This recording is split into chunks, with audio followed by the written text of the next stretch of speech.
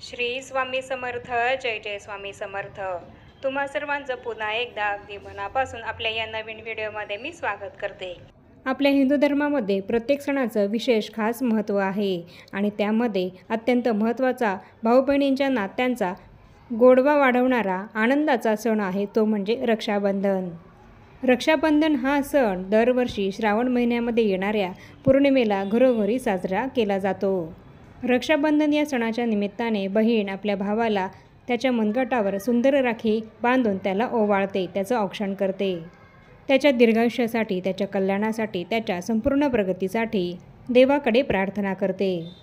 यंदा 2025 या वर्षी रक्षाबंधन हा सण नेमका 8 ऑगस्टला की 9 ऑगस्टला साजरा करायचा आहे आणि कोणत्या शुभ मुहूर्तावर बहिणीने आपल्या भावाला राखी बांधायची आहे याबद्दलची माहिती देणारा व्हिडिओ चॅनलवर लवकरच येईल आणि म्हणूनच इथून पुढे येणारे तुम्ही व्हिडिओ नक्की बघा, म्हणजे तुम्हाला यंदाचा राखी बांधण्याचा शुभ मुहूर्त काय आहे याबद्दल संपूर्ण माहितीही नक्की मिळेल आणि आपण आपल्या भावाला राखी या शुभ मुहूर्तावर बांधायची आहे. ज्याप्रमाणे आपल्या भावाला आपण शुभ मुहूर्तावरच राखी बांधणं हे योग्य आहे, त्याचप्रमाणे शुभ परिणाम देणारी आणि योग्य प्रकारची राखीच आपण आपल्या भावालाही बांधायची असते.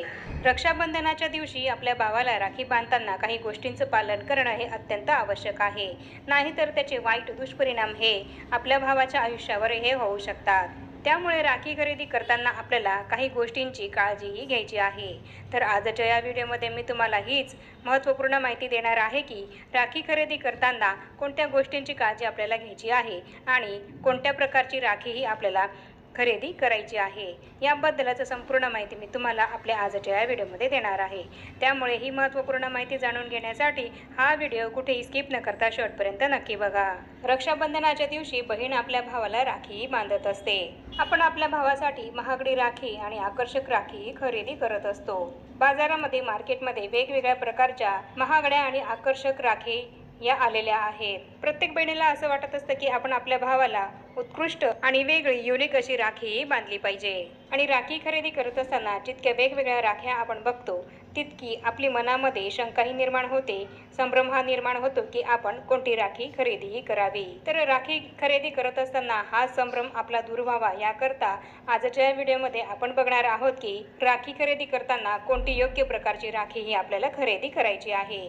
सध्याच्या काळामध्ये रक्षाबंधनाला बाजारामध्ये ट्रेंडी, सुंदर आणि विविध प्रकारच्या फॅशनेबल राख्या या उपलब्ध आहेत.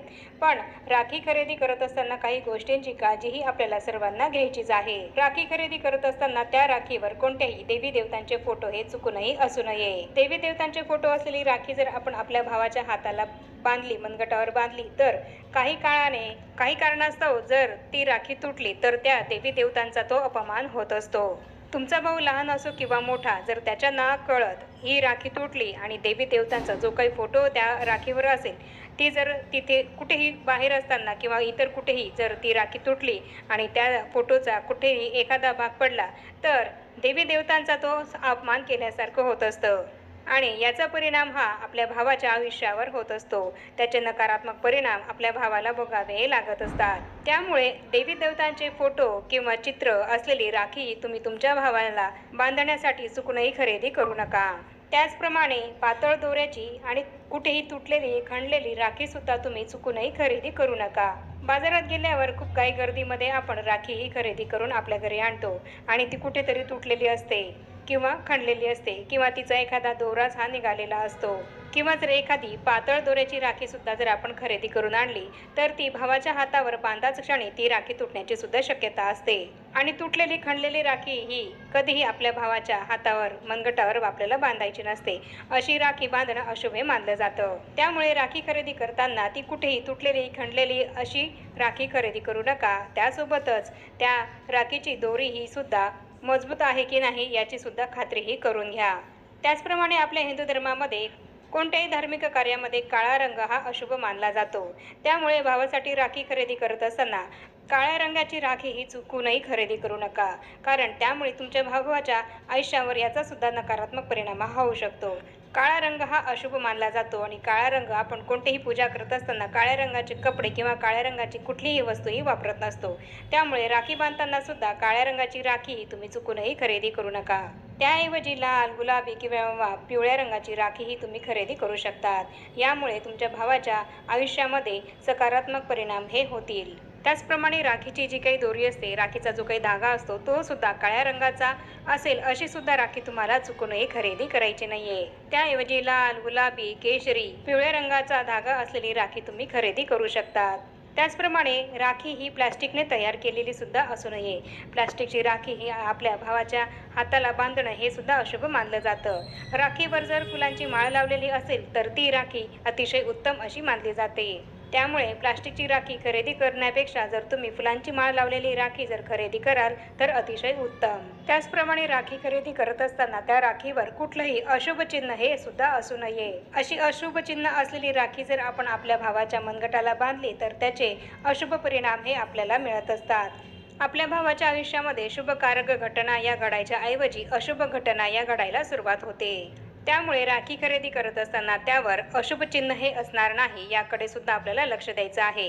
या ऐवजी तुम्ही ओम किंवा स्वस्तिक हे चिन्ह असलेली राखी सुद्धा खरेदी करू शकतात आणि ती तुम्ही तुमच्या भावाला बांधू शकतात. राखी खरेदी करत असताना आपल्याला एक गोष्ट लक्षात ठेवायची आहे, ती म्हणजेच की खूप मोठ्या आकाराची राखी ही आपल्याला खरेदी करायची नाहीये. आकाराने मोठी असलेली राखी ही सहज कुठेही कशीही तुटू शकते आणि यामुळे आपल्या भावाच्या आयुष्यामध्ये अनेक प्रकारच्या संकटांना त्याला सामोरे हे जावे लागू शकते आणि तसंच याचा आपल्या भावा बहिणींच्या नात्यावर सुद्धा विपरीत परिणाम हा होऊ शकतो. त्यामुळे खूप मोठी राखी ही खरेदी करू नका. तुम्ही तुमच्या भावासाठी लहान आकाराची आणि चांदीची राखी सुद्धा घेऊ शकतात.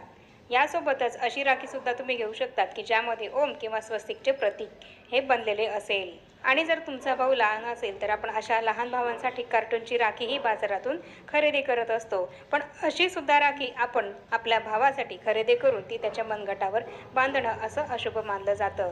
त्यामुळे अशी कार्टूनची राखी सुद्धा आपल्याला आपल्या भावासाठी चुकूनही खरेदी करायची नाहीये. कारण अशा कार्टूनच्या राख्यांवर कधी कधी क्रॉस किंवा हाफ सर्कल हे दिलेले असते आणि अशी राखी बांधणं हे अशुभ मानलं जातं. त्यामुळे तुमच्या लहान भावासाठी अशी कार्टूनची राखी सुद्धा तुम्ही चुकूनही घेऊ नका. त्याऐवजी छोटीशी चांदीची राखी सुद्धा तुम्ही तुमच्या भावासाठी खरेदी करू शकतात. आणि त्याचप्रमाणे आपल्या घरामध्ये बऱ्याच वेळा असं सुद्धा होतं की आपण मागच्या वर्षी घेतलेल्या राख्या या तशाच्या तशा पडलेल्या असतात आणि त्याच आपण यावर्षी आपल्या भावाला बांधण्यासाठी वापरत असतो. तर त्या जुन्या झालेल्या मागच्या वर्षीच्या आपल्या घरामध्ये पडलेल्या राख्यासुद्धा आपल्याला यावर्षी आपल्या भावाला चुकूनही बांधायच्या नाही आहेत. तर त्या जुन्या ज्या राख्या आहेत त्या आपल्याला एखाद्या तलावामध्ये किंवा नदीमध्ये वाहत्या पाण्यामध्ये विसर्जित या करायच्या आहेत. तर याप्रमाणे राखी खरेदी करत असताना आपल्याला या काही ज्या महत्त्वाच्या गोष्टी आहेत त्या पाळायच्या आहेत. या गोष्टी लक्षात घेऊनच आपल्याला आपल्या भावासाठी राखी ही खरेदी करायची आहे. तर याप्रमाणे आजच्या व्हिडिओमध्ये मी तुम्हाला राखी खरेदी करत असताना कोणती काळजी आपल्याला घ्यायची आहे आणि कोणती राखी ही आपल्याला चुकूनही खरेदी करायची नाही आहे याबद्दल संपूर्ण माहितीही दिली आहे. त्याप्रमाणे तुम्ही सुद्धा तुमच्या भावासाठी योग्य तीच राखी खरेदी करा. आणि आता या छोट्याशा माहितीसह आपण आपला आजचा हा व्हिडिओ इथेच थांबवूया. चॅनलवर जर तुम्ही पहिल्यांदाच आला असाल तर चॅनलला जरूर सबस्क्राईब करा आणि या व्हिडिओला जास्तीत जास्त लाईक आणि शेअरसुद्धा जरूर करा. आणि भेटूया पुन्हा अशाच नवीन एका माहितीपूर्ण आणि महत्त्वपूर्ण व्हिडिओसोबत. तोपर्यंत सर्वांना श्री स्वामी समर्थ.